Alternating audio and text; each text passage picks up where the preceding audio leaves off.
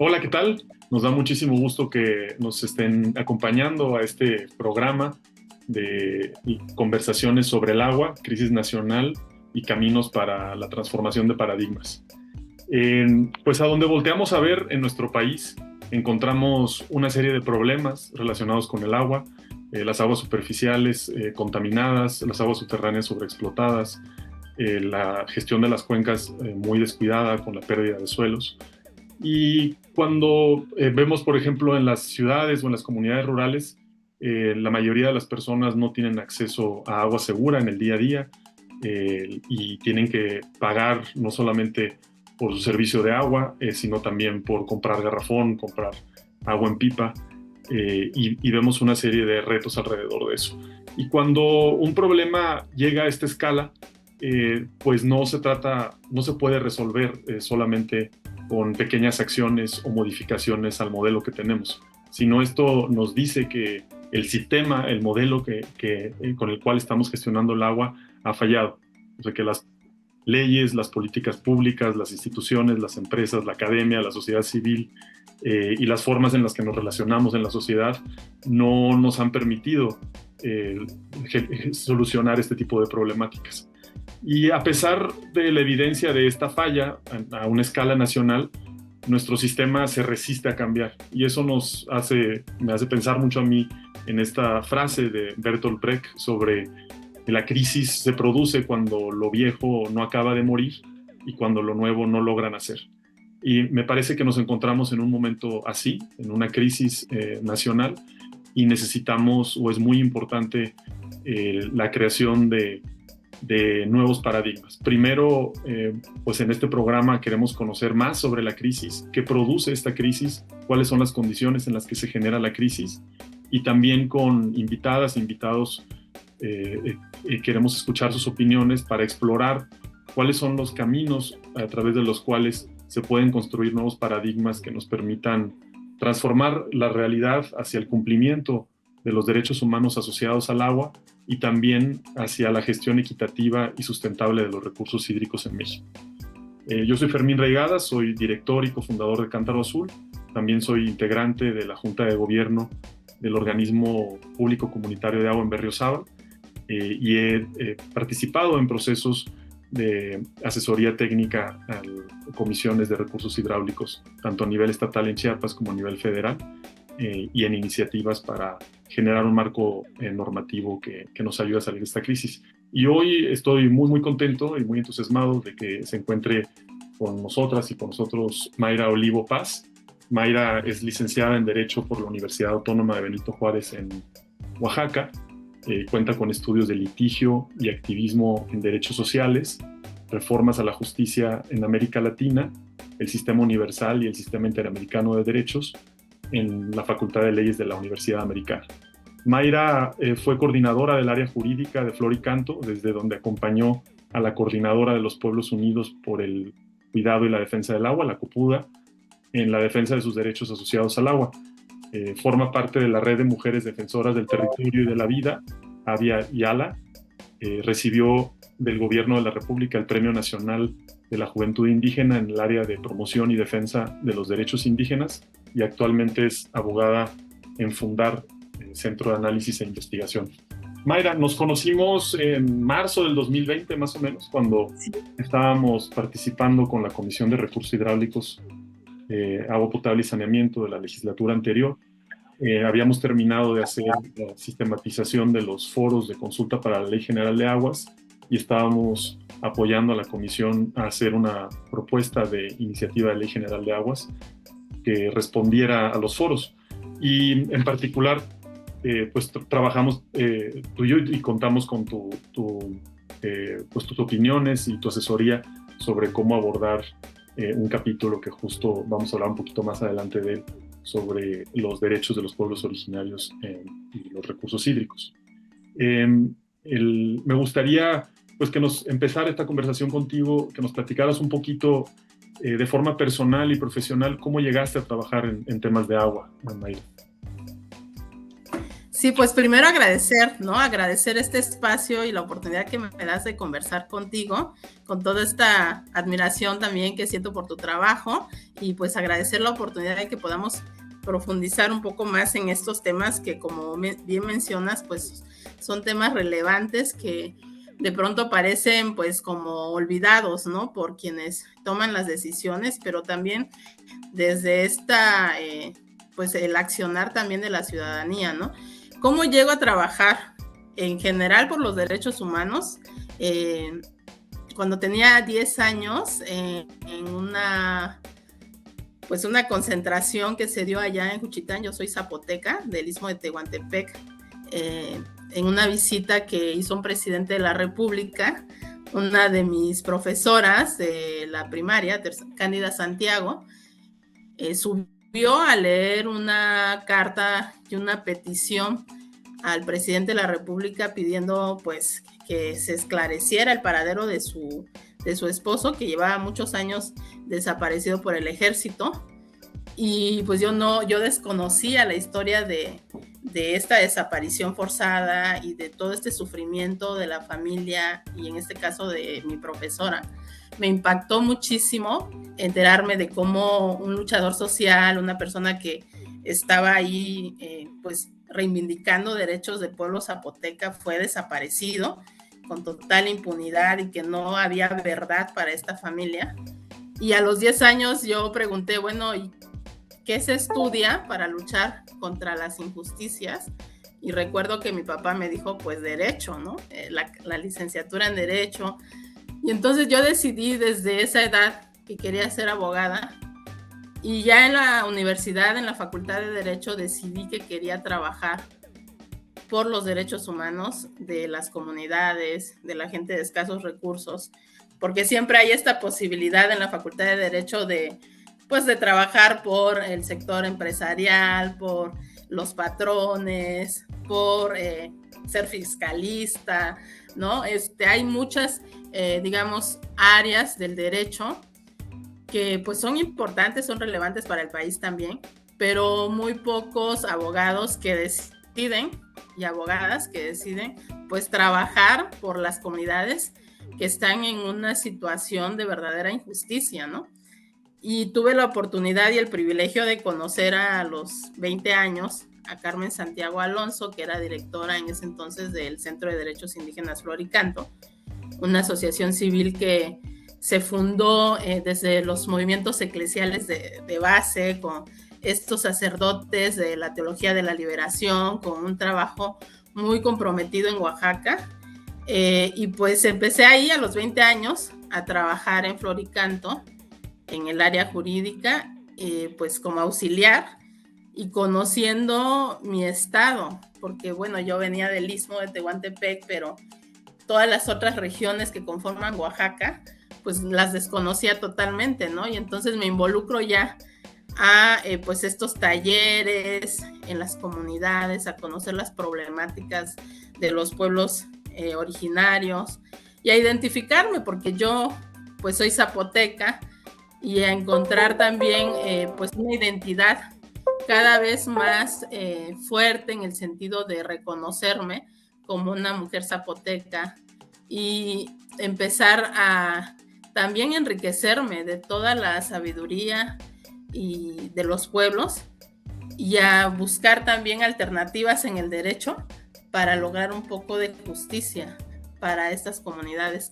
Y ahí empiezo mi trayectoria como defensora de derechos humanos, y termino la carrera. Tuve la oportunidad de pues seguirme preparando, regresé, y pues todo este trabajo que he hecho desde la sociedad civil pues ha sido un trabajo muy enriquecedor.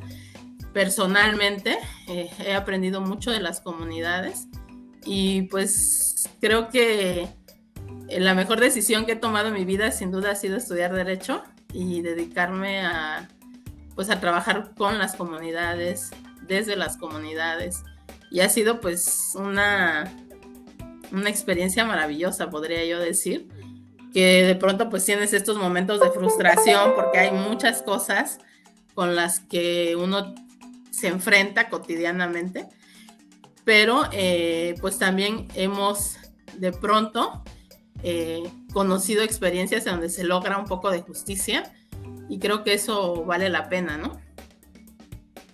No, pues aprecio mucho que nos compartas pues justo este camino que has ido construyendo, ¿no? Y que pues uno no, o sea, toda la labor que has hecho no aparece de la noche a la mañana, ¿no? Sino es una serie de decisiones o pues que fuiste tomando desde una muy temprana edad, y que pudiste conjuntar tu búsqueda de contribuir a la justicia con tu profesión, y eso me parece muy admirable.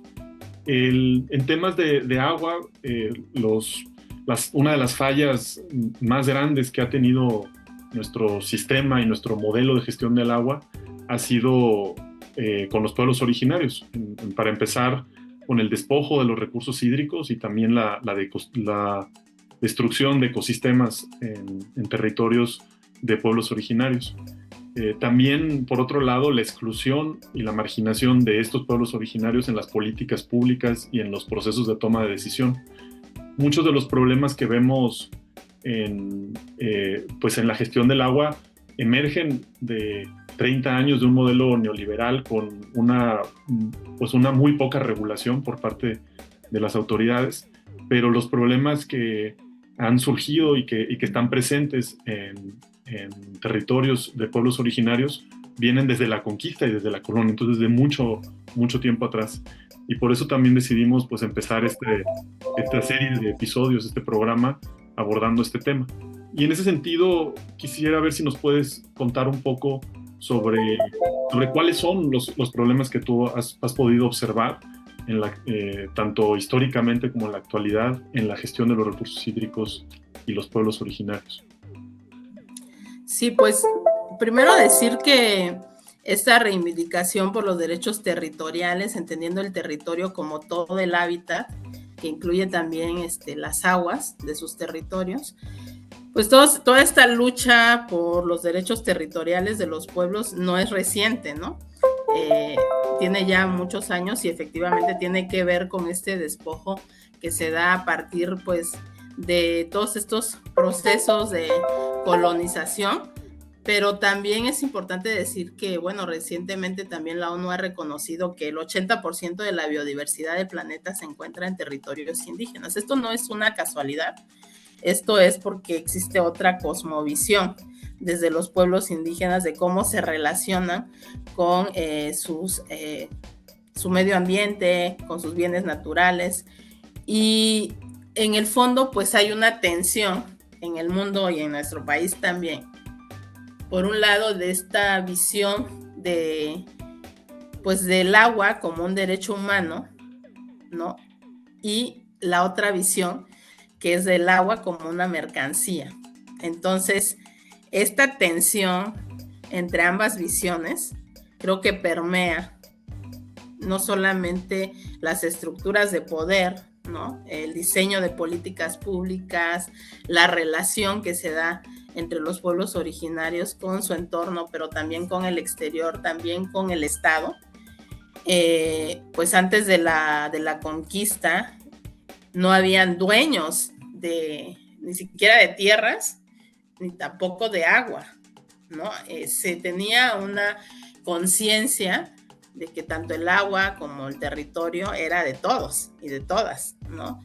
Entonces, cuando se empieza a implementar este modelo mercantilista, que, bueno, tú has de saber que recientemente ya hasta se está cotizando, ¿no?, los precios futuros del agua. Entonces, es avasallador cómo esta cosmovisión de ver el agua como algo que es mercantil totalmente, contra esta cosmovisión de los pueblos originarios de realmente relacionarse con el medio ambiente y con los bienes naturales para la vida, pues es un choque brutal, ¿no?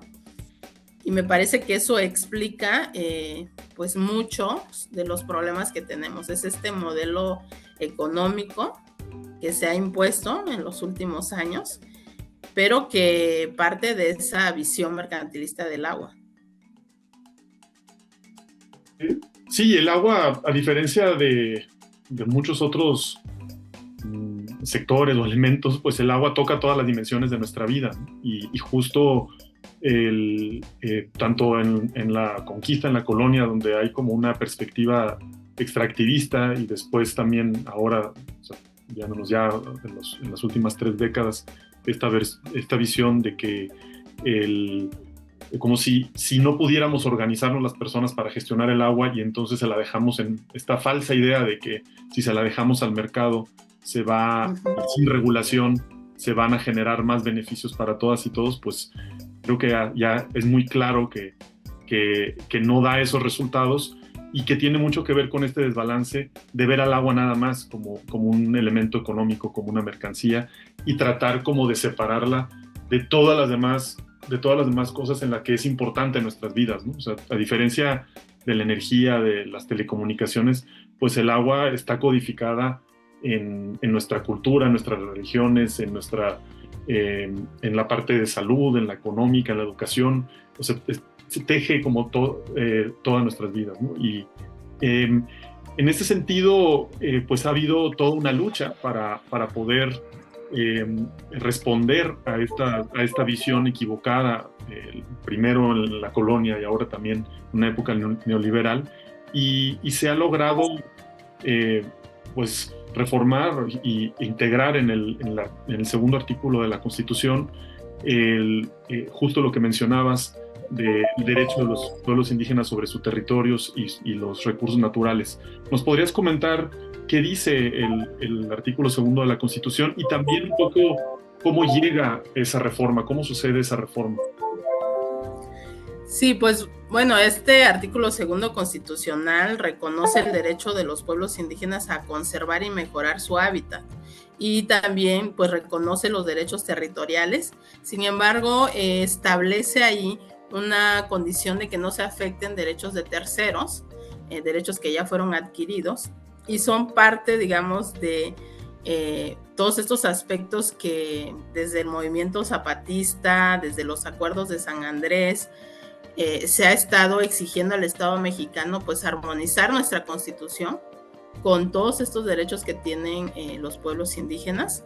Recordemos que pues en el 2011 se hizo una reforma constitucional en materia de derechos humanos, en donde se reformó el artículo primero constitucional y estableció justamente pues la obligatoriedad de respetar los convenios y tratados internacionales, al igual que la Constitución.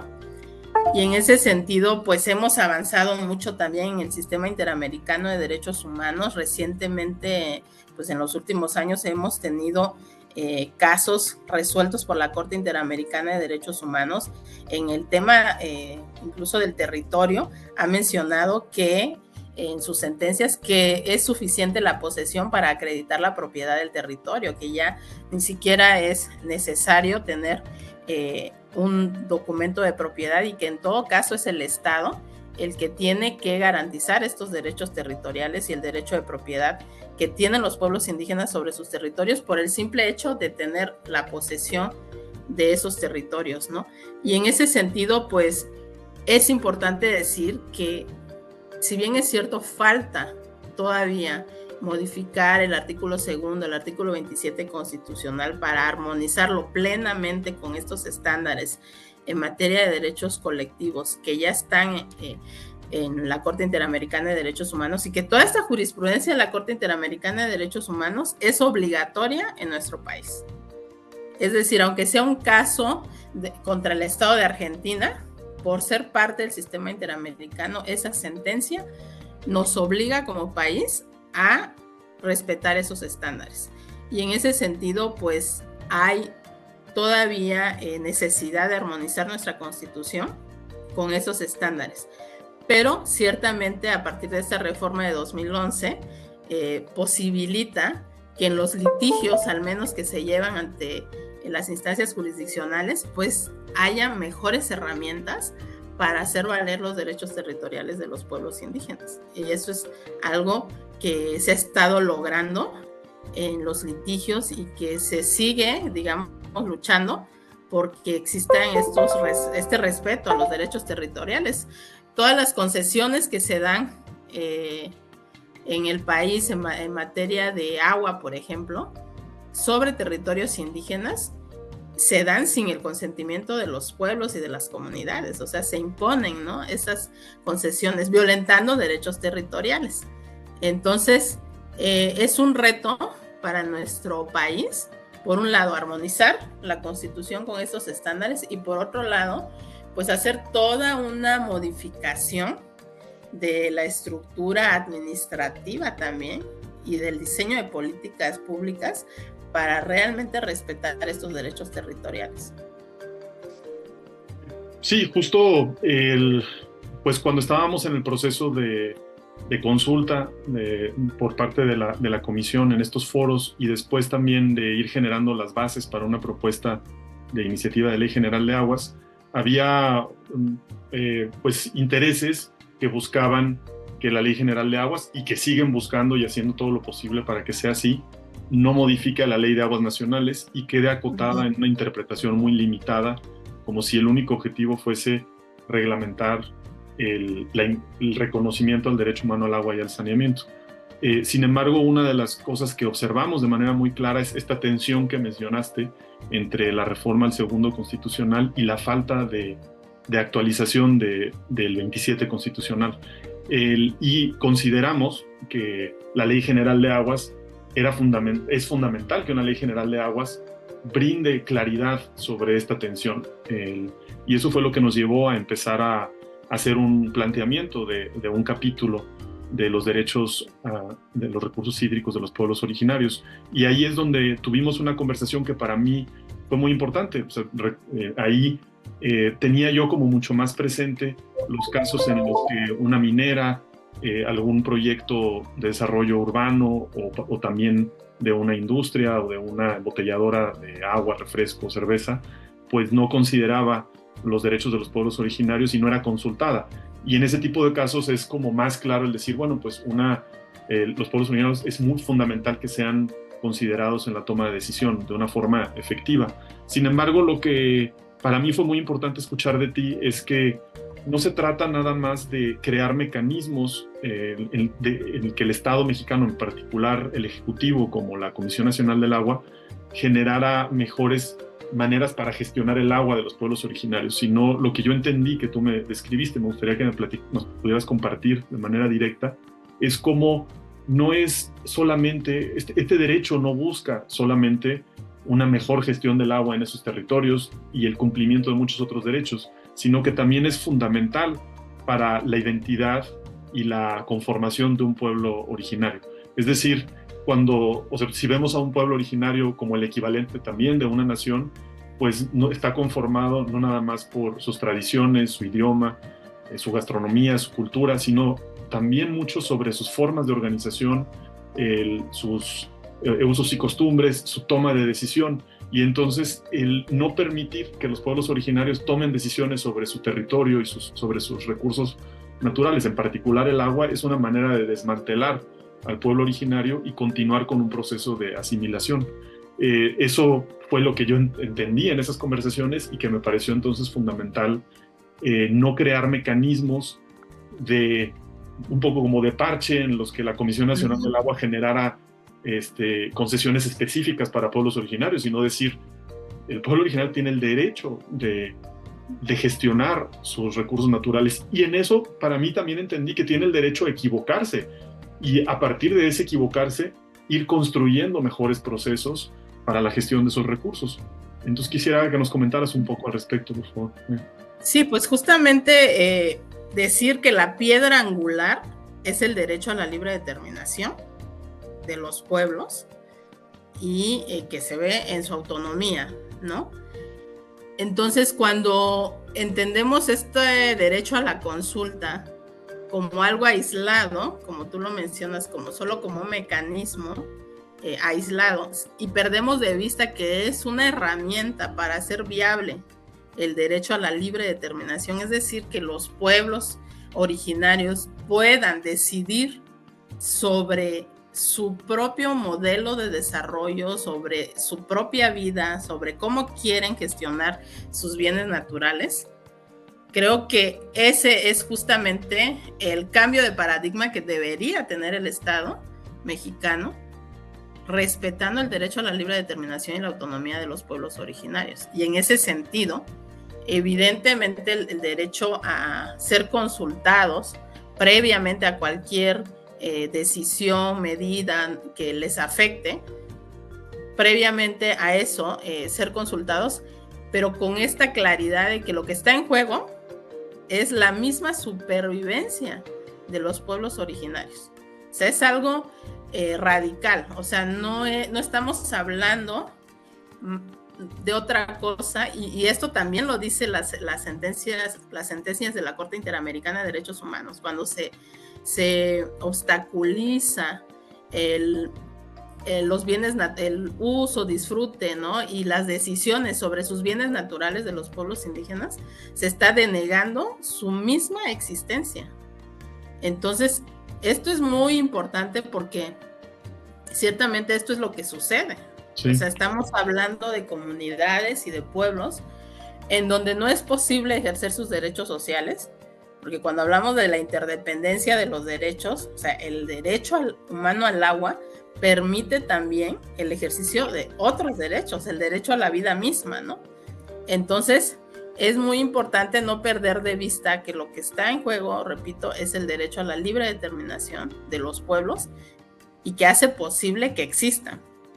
Entonces, no es una cosa menor, ¿no? Cuando estamos hablando de por qué los pueblos necesitan no solamente ejercer sus derechos, sino que se respeten sus sistemas normativos.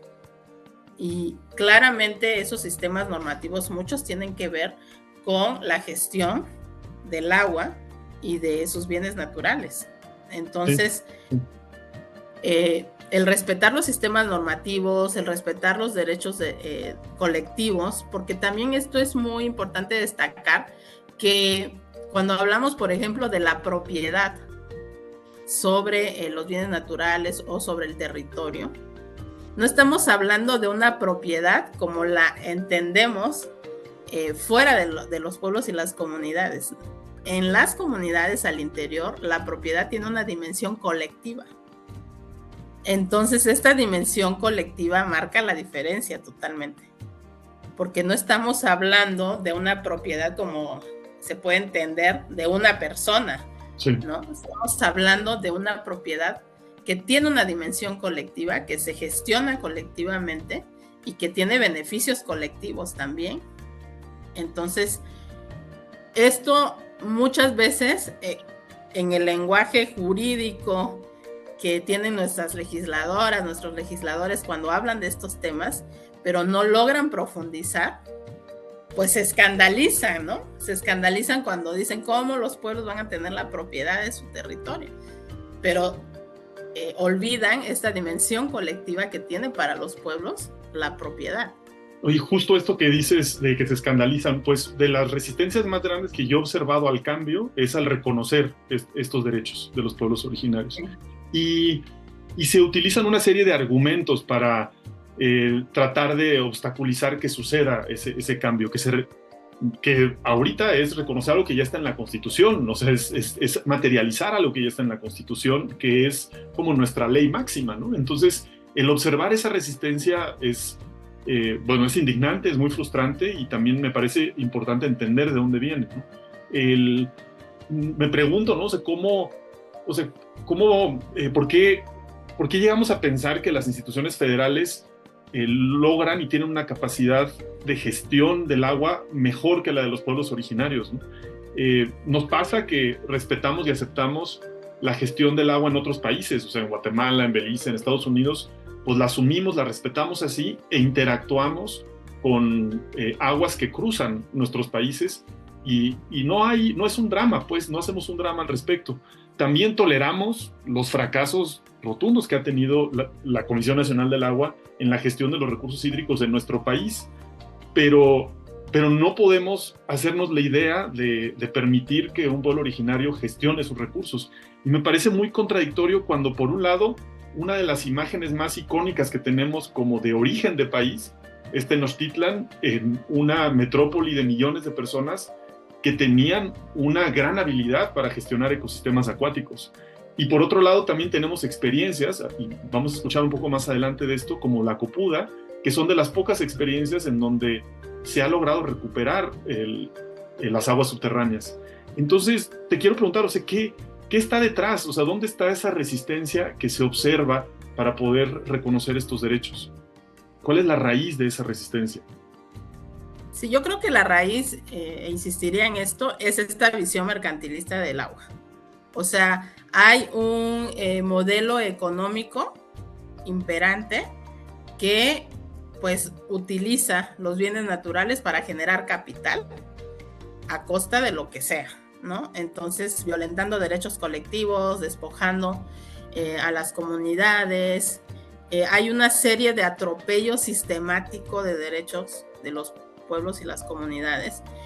Y si revisamos todos los indicadores de la gestión del agua que ha hecho el Estado a través de la CONAGUA y de otras instituciones, vemos que es un rotundo fracaso. O sea, realmente tenemos problemas gravísimos respecto al estrés hídrico, respecto a la acumulación de un pequeño porcentaje de usuarios de grandes volúmenes de agua, ¿no?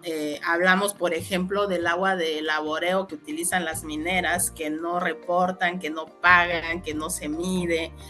Es una violación sistemática de todos nuestros derechos humanos, no solamente los derechos colectivos de los pueblos, sino también de los derechos humanos de las personas, que muchas no tienen acceso al agua potable, pero por otro lado se permite este abuso de la industria minera respecto a todo el agua de laboreo que no reportan, que no pagan, que no hay ningún límite.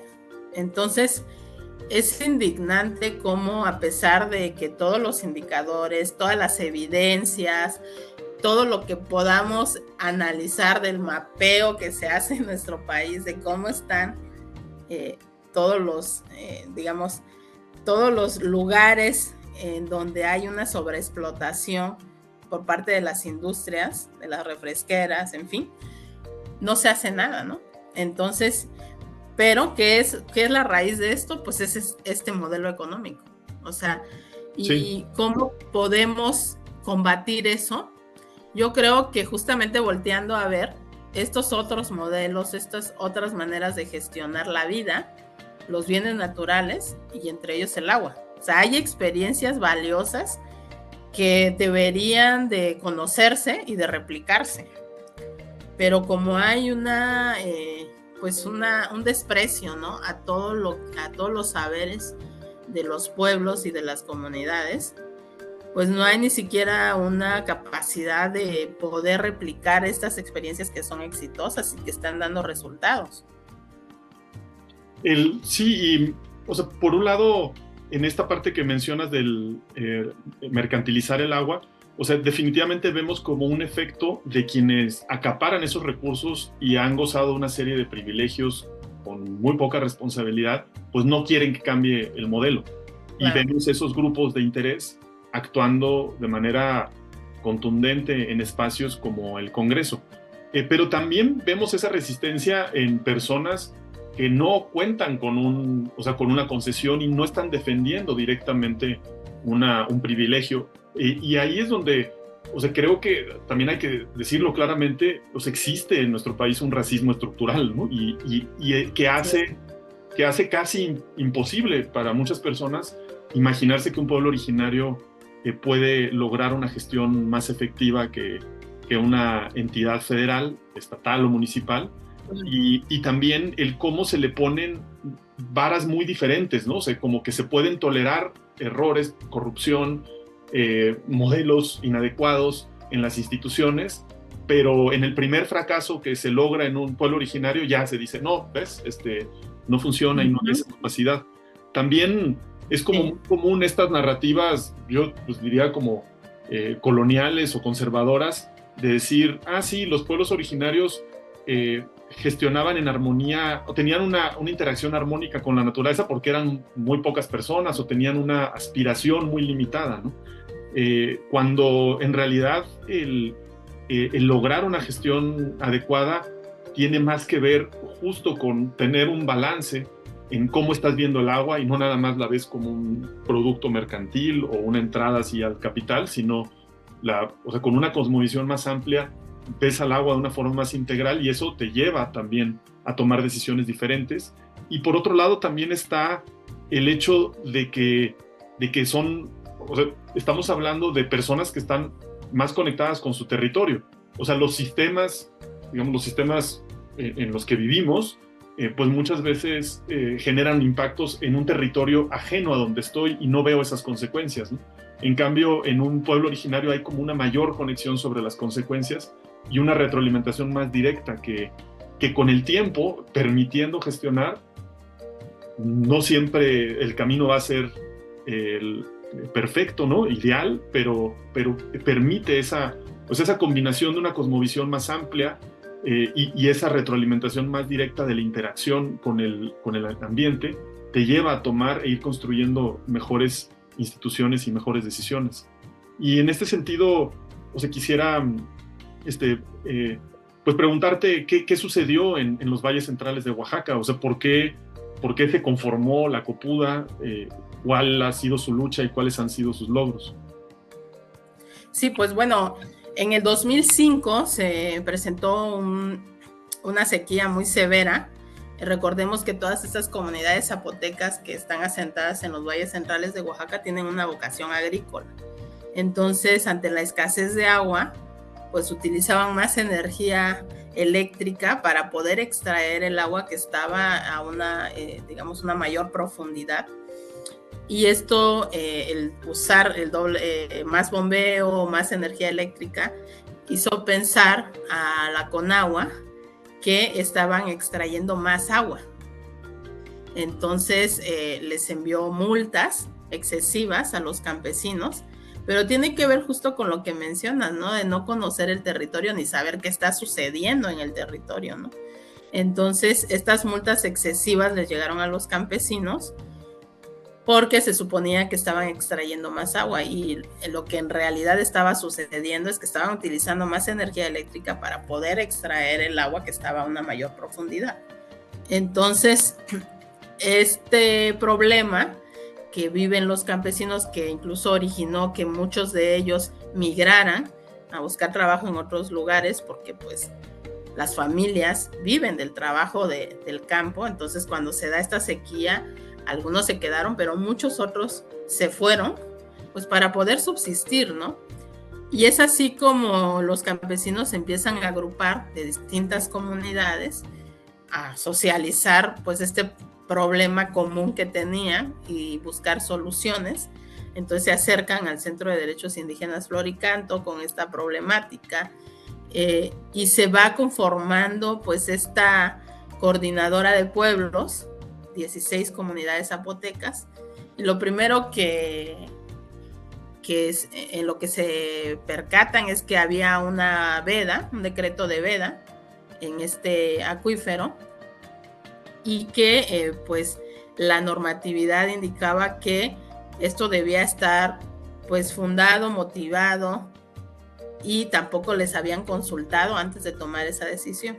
Entonces promueven un amparo pues diciendo hay un decreto de veda, pero nunca se hizo un estudio, nunca se nos consultó, y entonces se ordena por parte del Tribunal Administrativo, ordena que se lleve a cabo un proceso de consulta para proponer al presidente de la República un decreto que pudiera modificar ese decreto de veda.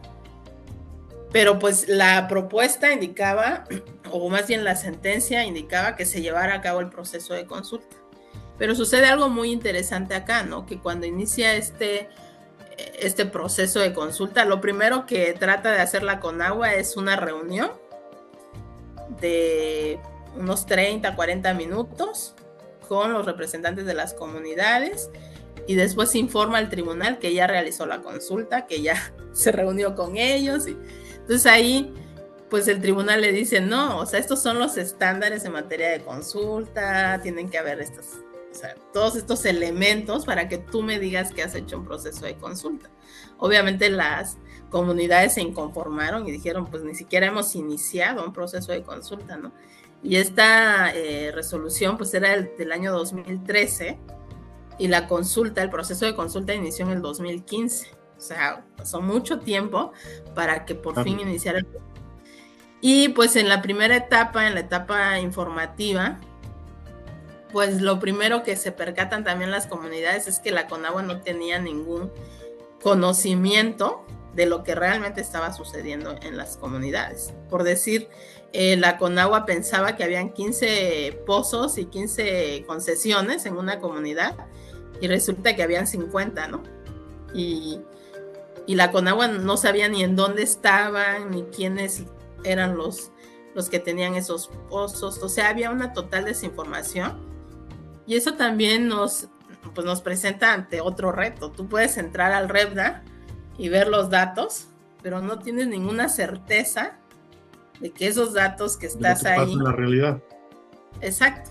Y pues También entiendo que tenían concesiones que estaban en papel, pero que no amparaban agua, ¿no? O sea, el agua había, como dices, para muchos había desaparecido porque había bajado mucho más, ¿no? Entonces... Exacto. Entonces, paralelamente a que se inicia este proceso de consulta que permitió que se llevaran a cabo muchas asambleas en donde lo primero fue que las comunidades empezaron a escuchar cuáles eran sus derechos, cuáles eran los contenidos de esos derechos, empezaron también a concientizar y a exigir esos derechos. Y por otro lado, pues empezaron a organizar para hacer estas ollas de captación de agua de lluvia, a tratar de revertir la sequía con sus propios recursos, con el tequio, con el trabajo comunitario. Empezaron a hacer estas obras de captación, retenes, quienes llegaron a ser autoridades comunitarias, algunos presidentes municipales, pues destinaron recursos para que se hicieran también esas obras de captación. Entonces, por un lado era el tema jurídico con el acompañamiento de Flor y Canto, de llevar a cabo la consulta, de cuidar que se cumplieran los estándares en materia de consulta indígena, y por otro lado el trabajo comunitario para revertir la sequía, para informarse qué podían hacer.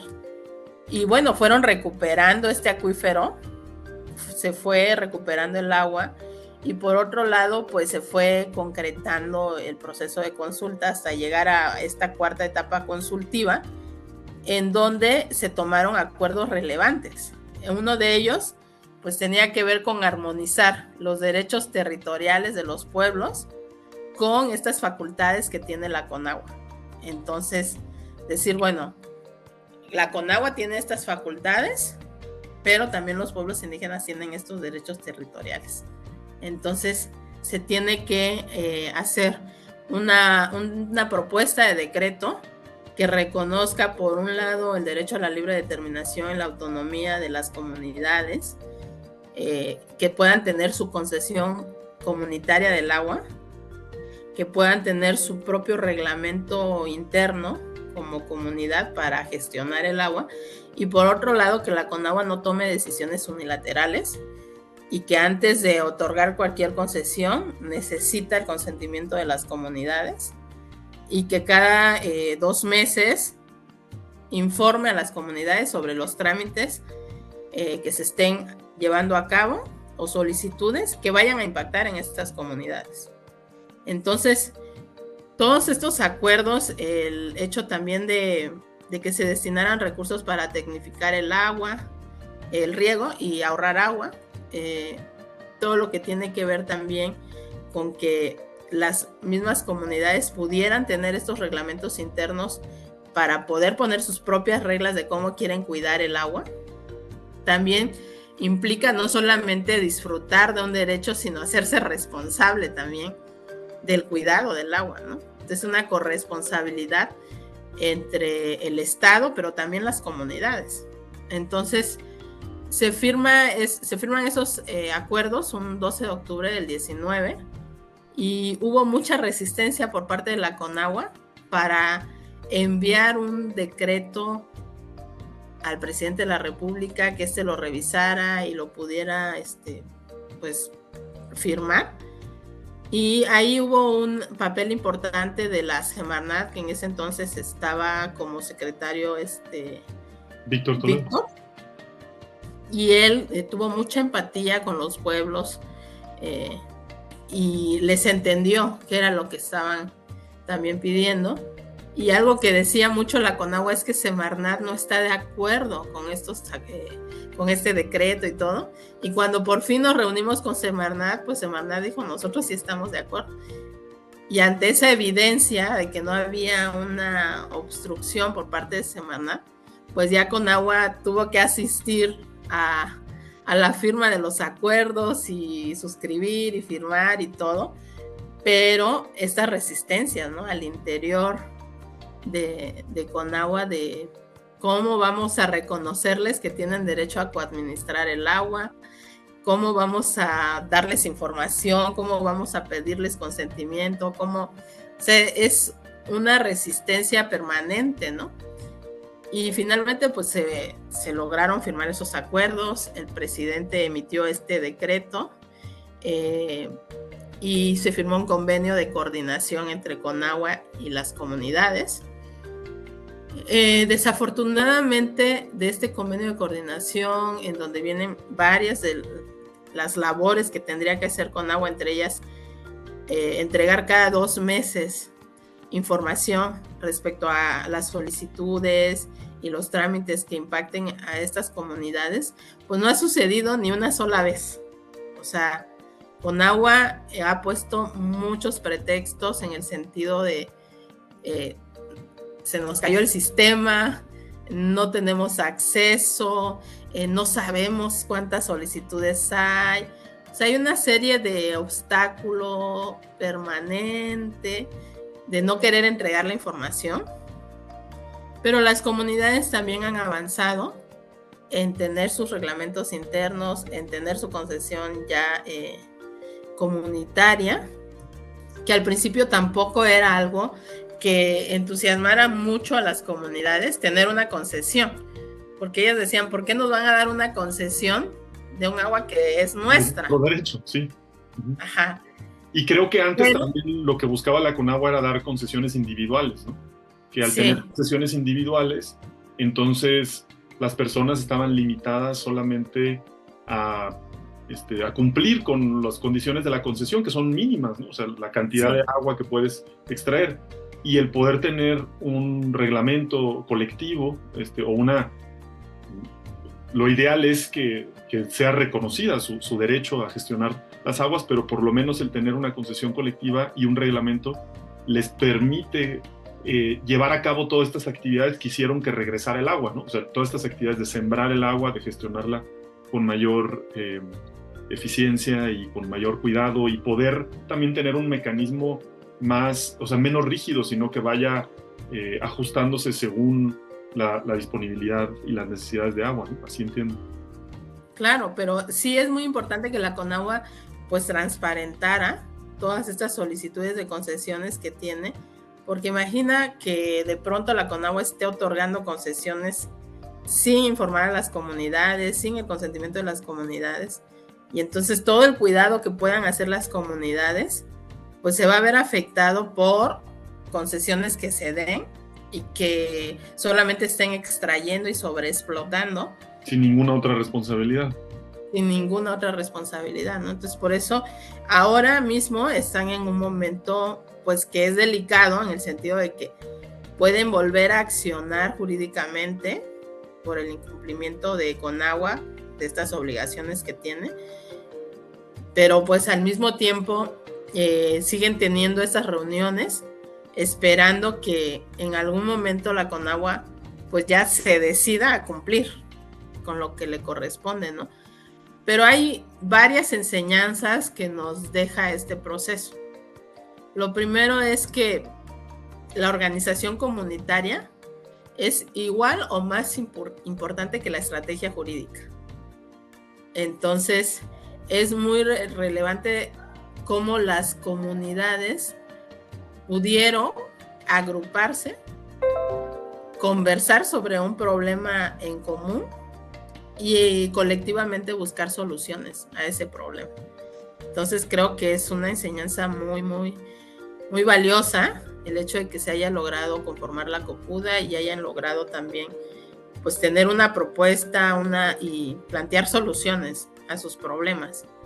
Y otra enseñanza es que aun cuando podemos tener la ley de aguas nacionales, podemos tener algunas normas que son contrarias a estándares en derechos humanos o derechos colectivos, también es cierto que tenemos herramientas jurídicas para hacer valer los derechos, ¿no? Tanto la reforma constitucional en materia de derechos humanos de 2011, como esta jurisprudencia del sistema interamericano, como los casos que se litigan, ¿no?, ante la Suprema Corte de Justicia de la Nación, que van pues robusteciendo una serie de mecanismos y de herramientas para defender los derechos de las comunidades. Entonces creo que eso también lo destacaría, porque aún con todos estos problemas que tenemos en nuestro derecho interno, pues hay posibilidades de, a partir de estos avances y estas reformas que recientemente se han hecho, de tener mejores herramientas de defensa para las comunidades. Sí, pues a mí me parece que el caso de la Copuda es uno de los casos icónicos en los que se ha logrado realmente una transformación y la construcción de un nuevo paradigma que informa no solo a otros pueblos originarios, sino en general a todo México, en cómo gestionar las aguas subterráneas, cómo gestionar un recurso compartido. Y creo que esto nos da pues una ruta, un camino en cómo poder construir estos nuevos paradigmas. Y es muy interesante lo que nos comentas ahorita, de si bien algunas personas a lo mejor hemos escuchado más la parte del proceso jurídico que se ha llevado, otras a lo mejor conocen más el proceso organizativo. En realidad, pues este camino que se ha seguido ha sido en conjunto esos dos procesos, el proceso organizativo dentro de las comunidades y por otro lado también el proceso jurídico. En una como balance complejo también de gestionar con las autoridades, de exigencia y de colaboración. En la experiencia que tenemos en Cántaro Azul, es muy, en particular con autoridades municipales o estatales, es muy difícil lograr tener esas estrategias, por un lado de exigibilidad y por otro lado de colaboración. Normalmente te etiquetan las autoridades, o eres confrontativo y ni te quieren ver y te hacen a un lado, o colaboras pero te tienes que atener a todas las cosas que digamos acá. Entonces creo que nos queda como muy claro este camino que ha seguido la Copuda y organizaciones fundamentales en el acompañamiento de la Copuda como Flor y Canto, y también personas clave que se han sumado como tú a poder apoyar este tipo de procesos. ¿Qué dirías que es importante que sea reconocido en la Ley General de Aguas, esperando que pueda construirse una Ley General de Aguas en relación con los pueblos originarios? Y también, como qué cambios hace falta en las instituciones, en los presupuestos y en las políticas públicas para lograr un reconocimiento real sobre los derechos de los pueblos originarios como está establecido en nuestra Constitución.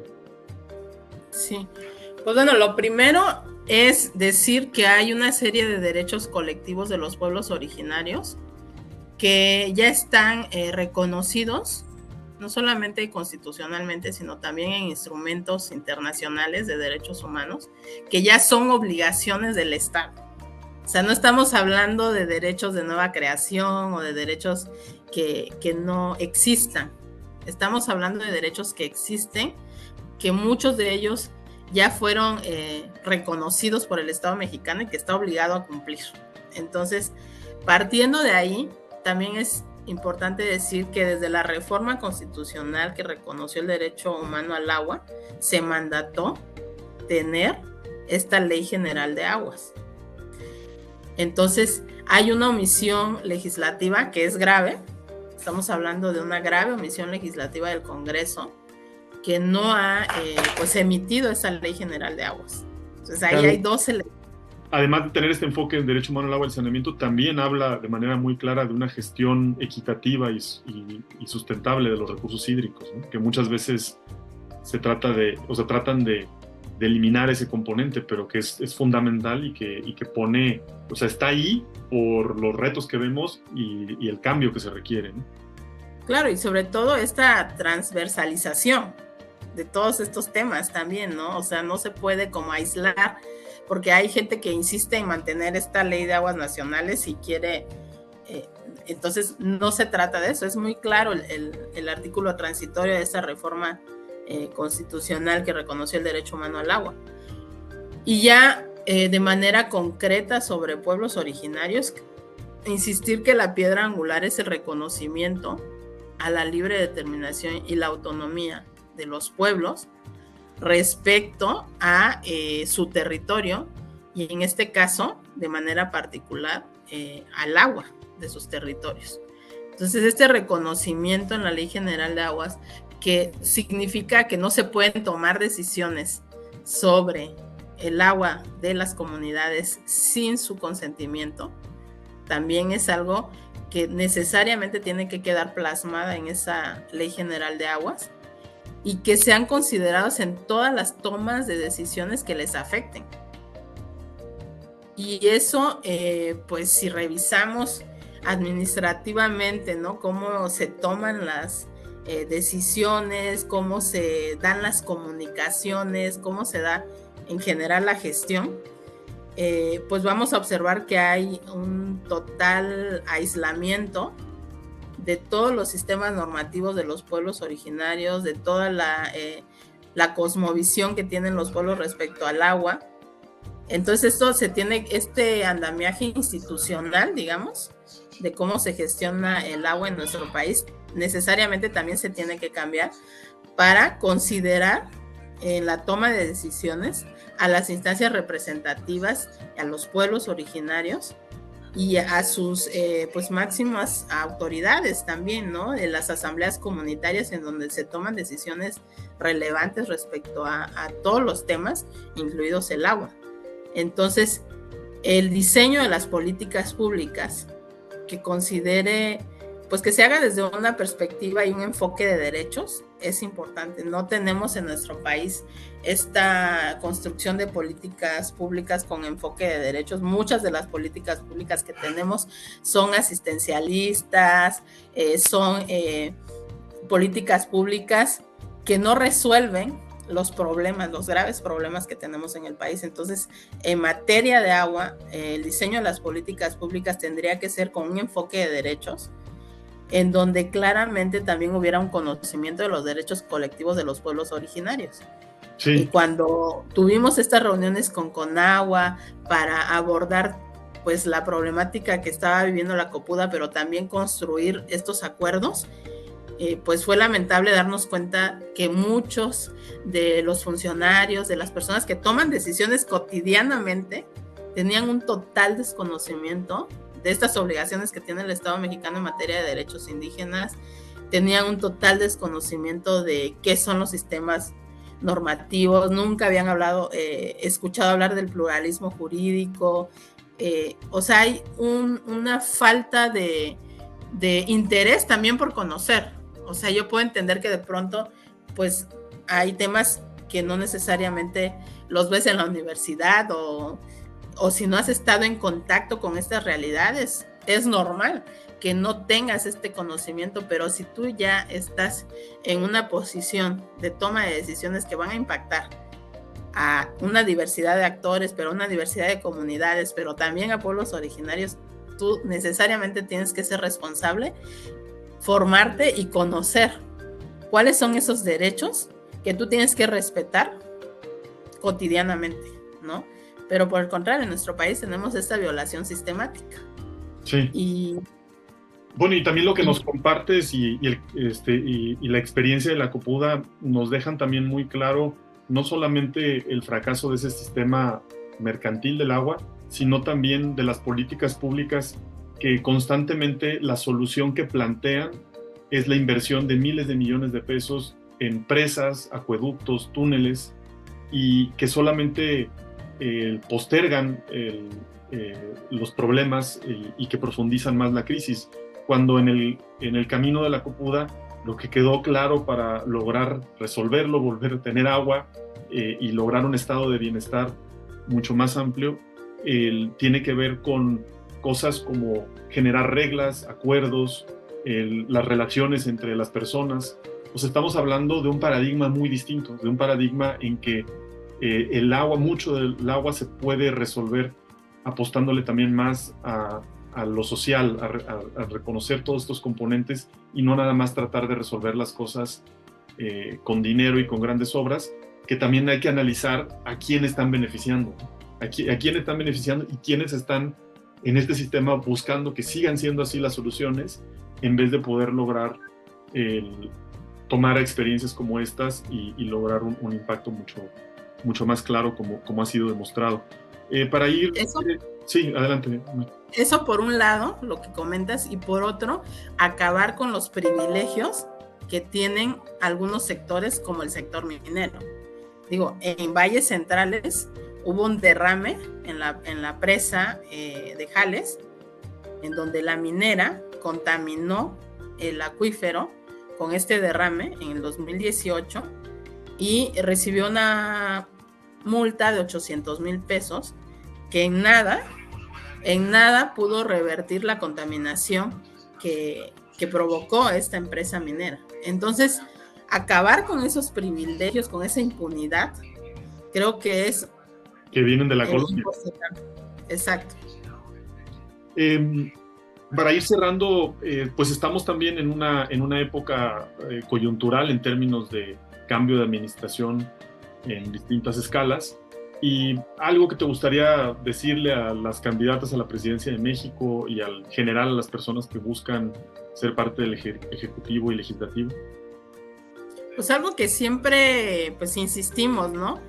Es que, y lo dice en nuestro artículo primero constitucional, es que todas las autoridades están obligadas a respetar los derechos humanos. Entonces, en ese sentido, pues el llamado siempre es a que quien asume una responsabilidad está obligada a respetar los derechos humanos y los derechos colectivos de los pueblos originarios. O sea, ya hay un marco constitucional, unos instrumentos internacionales que reconocen estos derechos de los pueblos originarios y los derechos humanos de las personas que habitamos este país. Entonces, todas las decisiones que se toman como autoridad tienen que estar alineadas a esos derechos y pues desde la sociedad civil la exigencia pues se sigue dando no solamente a través de los litigios que acompañamos, sino también a través de pues promover políticas públicas, ¿no? Que realmente reviertan esta grave situación que estamos viviendo. Pues me queda muy claro, Mayra, y pues yo agradezco muchísimo este espacio que te has dado para platicar en este programa, Conversaciones sobre el agua, crisis nacional y caminos para la transformación de paradigmas. Y pues agradezco muchísimo todo lo que nos compartes, una experiencia muy, muy rica, tanto tuya como de la Copuda y las comunidades en los valles centrales de Oaxaca. Quisiera saber si hay algo más que nos quieras compartir. No, pues nuevamente agradecerte la invitación, decir que desde el trabajo que realizamos también en el programa de Tierra, Territorio y Derechos en Fundar, pues estamos también muy pendientes de todas las iniciativas que se dan y sobre todo también pues dando seguimiento, ¿no? A esta posibilidad de que se concrete ya una ley general de aguas y que seguimos ahí pendientes. Pues bueno, invitamos a quienes nos han escuchado o visto en video, pues que también nos sigan en otros episodios donde hablaremos de la captación de agua de lluvia, buscaremos también platicar sobre el caso del Zapotillo, la gestión comunitaria del agua, también sobre los sistemas urbanos y cómo se pueden transformar, y estaremos tocando estos temas pues muy relevantes para generar ideas, rutas, caminos que nos puedan aportar en la construcción de paradigmas diferentes a los que tenemos y que logremos así realmente una transformación positiva de nuestra realidad. Pues muchísimas gracias, Mayra, estemos en contacto y un saludo muy grande.